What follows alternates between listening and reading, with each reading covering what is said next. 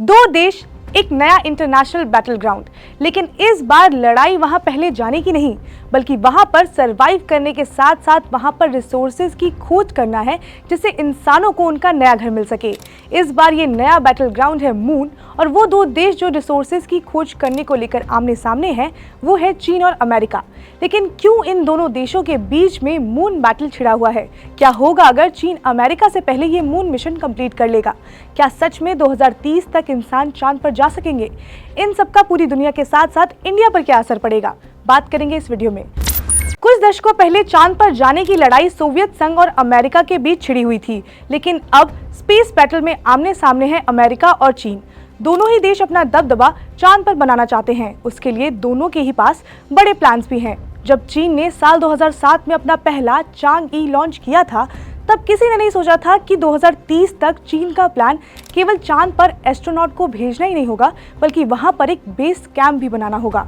क्या है चीन का पूरा प्रोग्राम, पहले वो डिटेल से जान लेते हैं। तो चांग-ई 6 2024 में लॉन्च किया जाएगा। वो चांद का दूर से सैंपल लेगा। फिर चांग-ई 7 2026 में लॉन्च किया जाएगा, जो मून के साउथ पोल की स्टडी करेगा। फिर 2028 में चांग-ई 8 लॉन्च किया जाएगा, जिसका मोटिव मून पर रिसोर्सेज को ढूंढना होगा।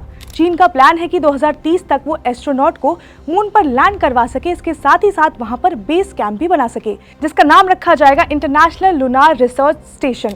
सुनने में ये काफी ज्यादा एम्बिशियस प्लान है, लेकिन चीन इसकी तैयारी में अभी से जुट गया है। वहीं दूसरी तरफ अमेरिका के आर्टेमिस मिशन की तैयारी भी जोरों शोरों से चल रही है। अमेरिका का प्लान भी मून पर बेस कैंप बनाना है, इसके साथ ही साथ मून पर माइनिंग करना भी है। मून पर platinum, silicon, iron, titanium, ammonia जैसे कई एलिमेंट्स होने की संभावनाएं हैं।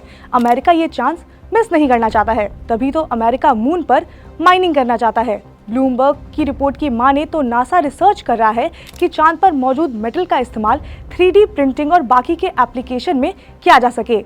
नासा के मैट डीन्स ने ब्लूमबर्ग को बताया था कि अमेरिका चांद पे कुछ मेटल एक्सट्रैक्ट करने में सफल रहा, और अब अगर उन्हें चांद पर कुछ बनाना है तो मैन्युफैक्चरिंग जो है वो शुरू करनी पड़ेगी। वैसे भी अमेरिका और चांद की दोस्ती जो है वो सबसे पुरानी है। साल 1961 में अमेरिका के तात्कालिक राष्ट्रपति जॉन कैनेडी ने ऐलान किया था कि अमेरिका चांद पर जा रहा है। उसी टाइम अपोलो मिशन भी लॉन्च किया गया था। फिर 1969 में अमेरिकन एस्ट्रोनॉट नील आर्मस्ट्रांग ने पहली बार चांद की सतह पर कदम रखा था। फिर टाइम बीतता गया, चांद पर कई खोज हुई, लेकिन उस टाइम अमेरिका को कंपटीशन सोवियत संघ दे रहा था, या यूं कहें कि सोवियत अमेरिका से आगे था। तभी तो 1966 में चांद के सतह की सबसे पहली फोटो सोवियत ने ली थी। लेकिन धीरे धीरे करके मिशन मून की सूची में और देश जुड़ते चले गए। फिर चाहे वो चीन हो या जापान, भारत हो या साउथ कोरिया, ये सब चांद से कुछ नया लाना चाहते हैं। चीन ने भी अपना पहला मिशन चांग-ई 2007 में लॉन्च किया था, लेकिन अमेरिका के लिए थ्रेड 2019 में बना, जब चीन का चांग-ई 4 मून पर लैंड किया। चीन का मिशन चांद की उस सतह पर गया जहां पर अब तक कोई भी देश नहीं गया था। उसके बाद से ही चीन काफी महत्वाकांक्षी योजना लेकर आया। मीडिया ऑर्गेनाइजेशन फर्स्ट पोस्ट को दिए इंटरव्यू में चीन के लूनार एक्सप्लोरेशन प्रोग्राम के चीफ यू वरेन ने बताया कि वो चांद पर डीप स्पेस इंटरनेट की सुविधा भी शुरू करेंगे, जिसका काम नेविगेशन, रिमोट सेंसिंग आदि होगा, जिससे अर्थ सेंट्रिक स्पेस स्ट्रक्चर जो है उसे मून सेंट्रिक बनाया जा सकेगा। अगर चांद पर इंटरनेट होगा तो उसकी हेल्प से वहां पर टीवी प्रोग्राम, गेम्स और वाईफाई नेटवर्क को एक्सेस करने में दिक्कत नहीं आएगी, और एस्ट्रोनॉट फिर चांद पर बोर नहीं होंगे। खैर, चीन ने अपने चांद प्रोग्राम का दम अपने चांग-ई 5 मिशन से दिखाया। इस मिशन की हेल्प से चीन वो तीसरा देश बना जो चांद का टुकड़ा धरती पर लेकर आया था। इससे पहले 1976 में अमेरिका सबसे पहले चांद की मिट्टी का सैंपल धरती पर लेकर आया था। उसके बाद सोवियत संघ ने, और फिर 2020 में चीन ने ये काम किया। तो बीतते वक्त के साथ चीन ने अपना स्पेस प्रोग्राम काफी ज्यादा बढ़ाया है, जिससे अमेरिका के साथ कई और देश परेशान भी हैं। अमेरिका और चीन दोनों ही स्पेस प्रोग्राम में काफी एनर्जी और पैसा लगा रहे हैं, और दोनों का ऑब्जेक्टिव सेम ही है। लेकिन चीन अभी भी अमेरिका से थोड़ा पीछे है। मैं ऐसा क्यों बोल रही हूँ, इसको समझने के लिए थोड़ा डेटा पर ध्यान देते हैं।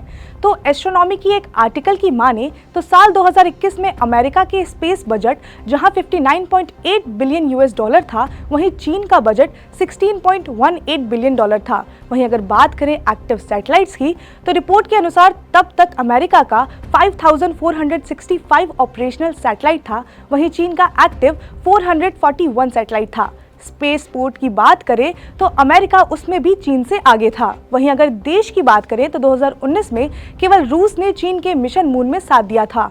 वहीं अगर अमेरिका की बात करें तो 2020 तक 24 देश अमेरिका के आर्टेमिस एकॉर्ड से जुड़े थे। अभी ऐसा दिख रहा है कि केवल चीन ही अमेरिका का कॉम्पिटिटर है, पर ऐसा नहीं है। इस लाइन में कई और देश खड़े हैं।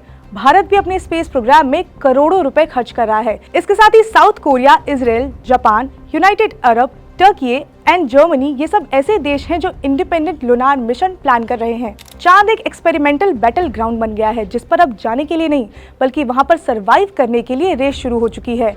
लेकिन अब सवाल ये आता है कि चीन के चांद पर जाने से दिक्कत क्या है? तो उसका जवाब भी एकदम सीधा है। दिक्कत चीन के चांद पर जाने से नहीं है बल्कि उसकी हरकतों से है। अमेरिका की खुफिया विभाग ने यह पता लगाया है कि चीन दुश्मन देशों पर नजर रखने के लिए स्पेस प्रोग्राम में इतनी मेहनत कर रहा है।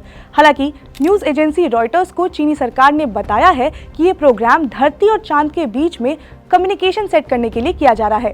लेकिन चीन की हरकतें तो किसी से नहीं छुपी हुई हैं। अगर चीन के दुश्मनों की बात करें तो उस लिस्ट में अमेरिका, जापान, ताइवान के साथ साथ भारत का नाम भी शामिल है। तो भारत को भी इस पर ध्यान देने की जरूरत है। अब देखना ये होगा कि ये मून बैटल में जीत किसकी होगी और बाजी कौन मारेगा। खैर, जो भी होगा हम आपको अपडेट देते रहेंगे। जुड़े रहिए अनकट के साथ। इसके साथ ही अगर आपको ये वीडियो पसंद आई हो तो लाइक करें, शेयर करें और सब्सक्राइब करें अनकट को।